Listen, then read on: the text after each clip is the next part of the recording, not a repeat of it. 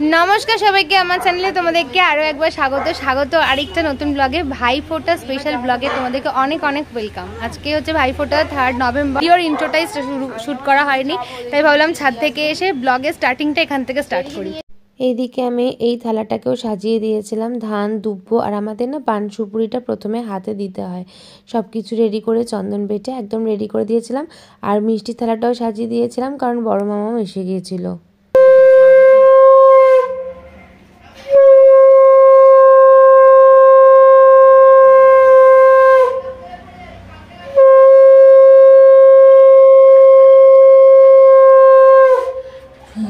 ভেঙে গেছে আমাদের শাঁখের মাথা।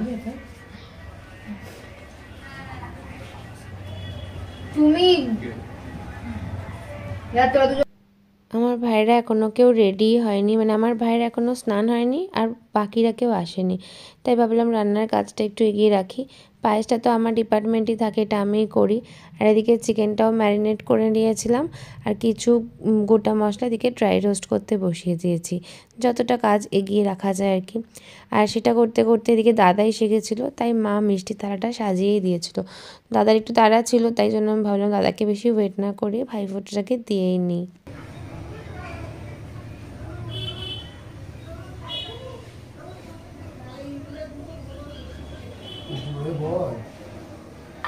মনে বলছে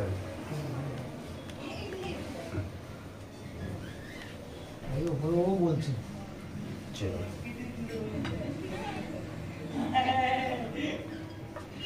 এটা বাজবে কিনা আমি জানি না।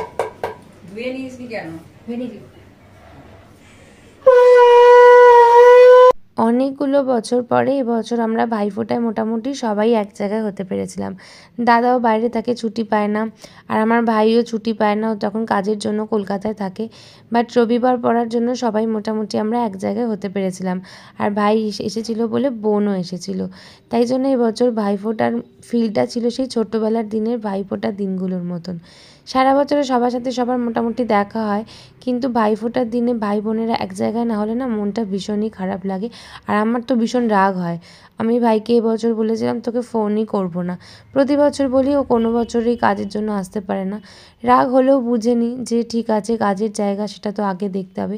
বাট এবছর ফাইনালি সবাই আমরা এক জায়গা হতে পেরেছিলাম। ভাই সেই আগে মাথায় টিপ লাগালে খুলে মুছে নিত ফুল।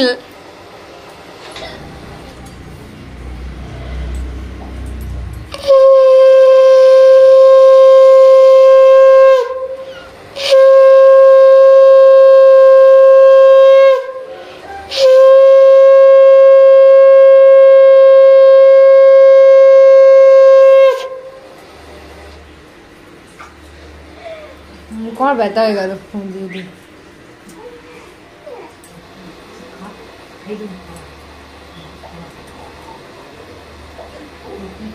নমস্কার। তুই জলটা খাও। তুই করতিস না, নিয়ে বসেছে সব। না নমস্কার শিওর করতো না, আমি বললাম তাই। না না নমস্কার করে না, জীবনে কোনোদিন, একদিন করতে দে। আমি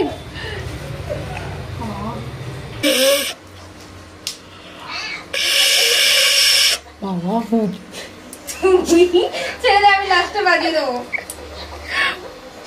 সাঁপটা তো আমি বাইরে খাচ্ছি।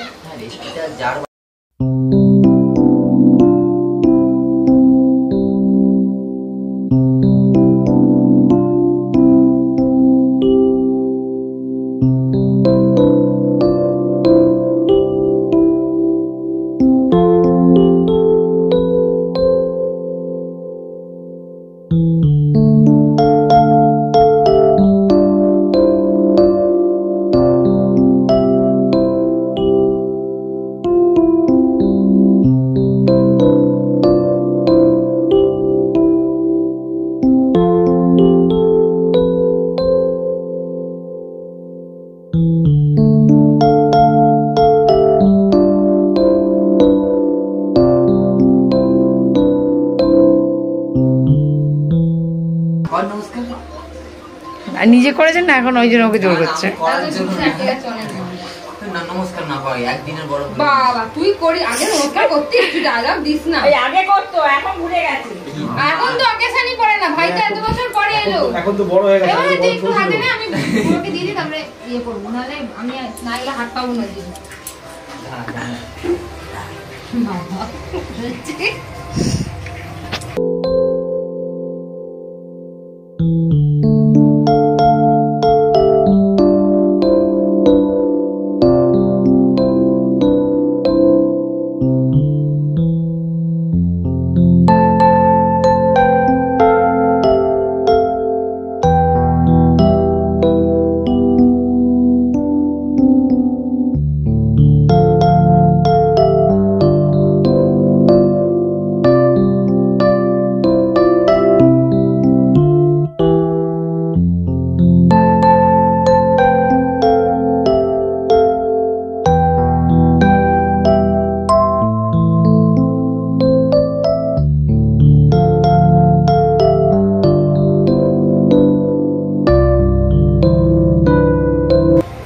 পানগুলো খাবি? হ্যাঁ ভাইকে তো বড় দিয়েছি।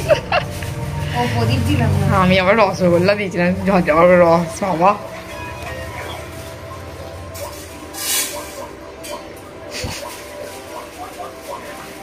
মেয়ে যখন ছোট ছিল, মানে যখন 2 বছরও বয়স হয়নি, প্রথম যখন ভাইফোঁটা দিয়েছি, ওর মা ওকে প্লেটে মিষ্টি দিয়েছে, তো রসগোল্লাটা তুলে নিয়েছিল আমি।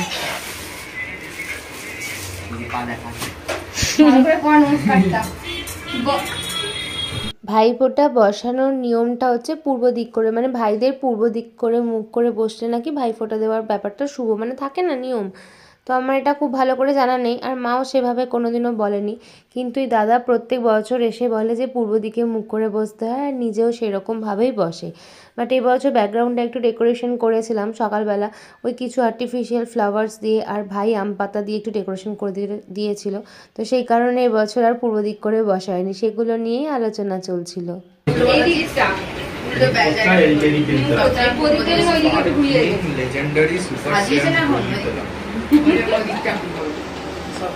এইটা পূর্ব হয়ে গেছে, মানে সাজানো হয়ে গেছে একটু, এখন পূর্ব দিকে না। ভাইফোঁটা দেওয়া আমার কমপ্লিট হয়ে গেছে এবছরের মতো। খুব মজা লাগছে জানো তো, সবাই মিলে একসাথে হয়েছিলাম। তারপরে এখন আমাদের চলছিল একটু ফটোগ্রাফি। এইদিকে রান্নাবান্নাও মোটামুটি সব কমপ্লিটই হয়ে গেছিলো, শুধু ওই আলুটা ভাজা বাকি আছে। আলুগুলো মা কেটে নুন হলুদ মাখিয়ে রেখেছিলো, আমাকে বললো একটু আলুগুলো ভেজে নিতে, কারণ মা এবার খাবার ওইদিকে সব খাবারগুলো মানে আলাদা মানে পাত্রে সব ঢেলে ঢেলে রাখা, তারপরে খাবার জায়গা করা, এই সমস্তগুলো করছিলো। আর বড় মামা এসে গেছিলো, বড় মামা একটু তাড়াতাড়ি লাঞ্চ করে নেয়, মানে টাইমে একটু খাবার খায়, তো সেই কারণে আমাদের সবাই মিলে বসবো, এই সমস্ত দেরি হবে। তাই মা বললো যে বড় মামাকে দিয়ে দিই খেতে, তারপরে ততক্ষণ আলুটা ভাজা হয়ে যাবে, দেন তারপরে আমরা খেতে বসবো। চলো তোমাদেরকে একবার দেখিয়ে দিই আজকে মেনুতে কী কী আছে। খুব সিম্পল মেনু, কারণ আমার ভাই দাদাটা খুব বেশি খেতে পছন্দ করে না, তাই মেনুতে ছিল সাদা ভাত, এদিকে ছিল চিকেনের একটা লাল লাল ঝোল, আলু পটলের তরকারি, এটা করেছিলাম ভেজ ডাল, আর আলু ভাজাটা তো হচ্ছিলো তোমরা দেখলেই। আর এখানে মা ওই খেজুর আমসত্ত্ব দিয়ে, টমেটো দিয়ে, কিশমিশ দিয়ে ওই একটা চাটনি করে রেখেছিল। আর এখানটাতে ছিল নতুন গুড়ের পায়েস। পায়েসটা অন্যবার করা হয় না, কিন্তু ভাইফোঁটার দিন পায়েসটা করতে হয়, কারণ মা আগে করতো, এখন সময় সুযোগ করে আর হয়ে ওঠে না, কিন্তু এবার আমি ভেবেছিলাম করেই রাখবো, ওই জন্য তো সকালবেলায় পায়েসটা একদম ফার্স্টে করে নিয়েছিলাম, কারণ পায়েসটা একটু ঠান্ডা হয়ে গেলে বসে গেলে না খেতে বেশি টেস্টি লাগে। তো মোটামুটি রান্নার অ্যারেঞ্জমেন্ট একদম কমপ্লিট হয়ে গেছে। মা বললো যে পায়েসগুলো বাটিতে বাটিতে একটু বেড়ে নিতে, তো আমি সেটাই করছি, এবারে খেতে দেবো। খেতে দেওয়াটা আমার খুব একটা যে আমি পারি গুছিয়ে সেটা না, মাই সবসময় এটা করে, কিন্তু ভাইফোঁটার দিনটা আজকাল মা বলে যে তুই খেতে দে, তাই আমি আর বোন মিলে দুজনে মিলে অ্যাডজাস্ট করে খেতে দিয়ে দেবো। প্রথম রাউন্ডটা মা দিয়েই দিয়েছে, রাজু দাদা, ভাই, ভোঁদাই ওরা আগে বসে গেছে, কারণ ভাই আবার আজকে চলে যাবে, কালকে সকালে ওর আবার কাজ আছে, তো সেই কারণে ওরা ফার্স্টে খেতে বসে গেছে। ভাই তরকারি নিবে, চিকেনটা নিয়ে আসি আমি। জলটা কে দেবে? এই আমার এক বাজে অভ্যেস জানো তো, খেতে বসে না আমি কাউকে জল দিই না, কারণ ছোটোর থেকে আমাদের অভ্যেস ছিল খেতে বসে জল না খাওয়া, বাবা একদম পছন্দ করতো না। এবার এখন কি হয়, এখন কিন্না বলে না খেতে বসে জল নিয়ে বস, কারণ কি কখন গলায় লাগবে কি হবে সেই কারণে, আর কিন্নাই সবসময় জলটা দেয়। এবার কিন্না না থাকলে মা যদি মনে করিয়ে না দেয় জলের কথা, আমার কোনো দিনও জল নিয়ে বসার কথা মনেই পড়ে না, আর আমি কাউকে দিতেও ভুলে যাই। এটা ব্যাড হ্যাবিট, কারণ মোটামুটি অনেকেই খেতে বসে জলটার সাথে রাখে। সেরকমই জল দিতে ভুলে গেছি, দাদা মনে করলো, তাই সবাইকে আবার জলটা দিয়ে দিলাম। আর আজকে তো কিন্না নেই, কিন্না গেছে দিদার বাড়িতে, মানে কিন্নার পিসির বাড়িতে ওখানটাতে, সেই কারণে আজকে মানে এই খেতে বসার সময় জলের কথাটা মনে পড়লে তখন কিন্নার কথাটা মনে পড়ে। সবাই মিলে একসাথে খেতে বসে এই যে মজা, আনন্দ, হাসি ঠাট্টা, এগুলো আবার একটা বছর পরে। এই অকেশনগুলো ছাড়া তো সবাই আর এক জায়গায় হয় না। ভাবছি মানে কী কথাবার্তা হচ্ছিলো তোমাদের সাথে, আমি সেটা একদম মানে যেটা জেনুইন সেটাই শেয়ার করতে পারতাম, বাট আমাদের চেরি কোকোমেলন দেখছে, গান শুনছে, ওইগুলোই সাউন্ডগুলো আসলেই তো এখানে পেনাল্টি করে দেবে, মানে কপিরাইট ক্লেম দিয়ে দেবে, সেই জন্য আমি অরিজিনাল ভয়েসটা শোনাতে পারলাম না, তাই ভাবলাম ভয়েস ওভারেই তোমাদের বলি।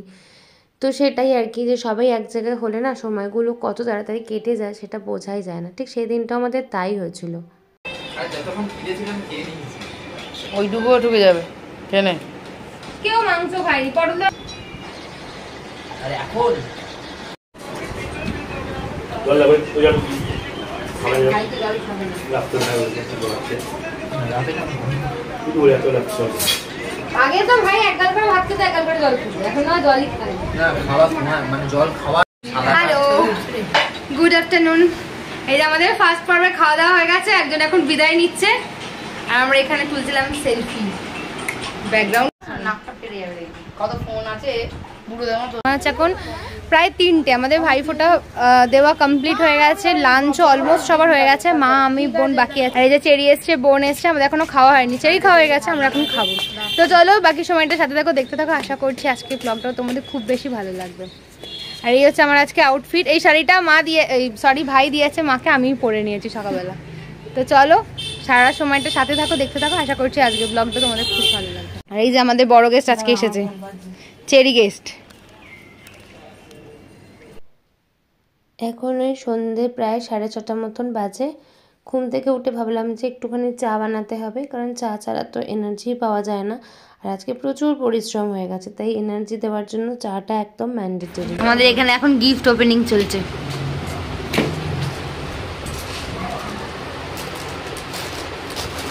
গতবারও দিয়েছিল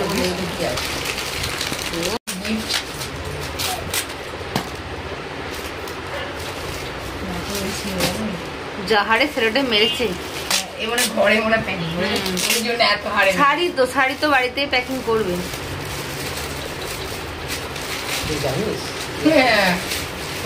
ভাই বললো তো একটা শাড়ি, হ্যাঁ কালো রঙের শাড়িটা দিয়েছে মনে হয় বোনকে, শাড়ি না তো আর কুর্তি দিয়েছে আমাকে মনে হয়।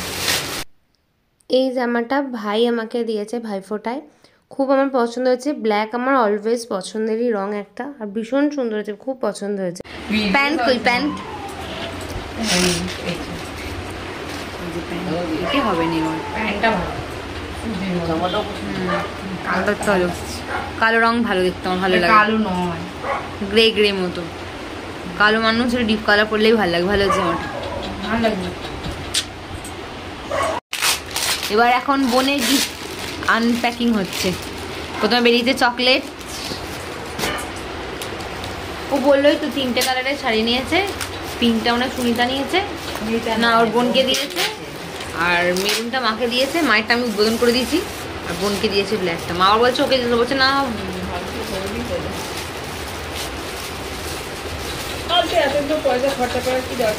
আমি বললাম তো নিস না বেকার। বারবার আমি বারণ করলাম, তখন আর ফোন করে বলছিল চেরি মা কবছরের হলো আমাকে জিজ্ঞাসা করলো, রাজি জামা কাপড় ভর্তি পরে আছে, আমি 4 বছরের ভালো দিদি ঢাকাই। প্যাকেটগুলো যে 10 মা বলছে শাড়ির জমিগুলো ভালো, রংটা খুব ব্রাইট, ছবি ভালো উঠবে। মেরুন শাড়িটাও শাড়ি ভালো লাগবে, কালার আছে ব্ল্যাক নেই, ভালো হয়েছে। এগুলো যে সুতি, ভালো হয়েছে, গ্রিনটা চকচক করছে দেখো।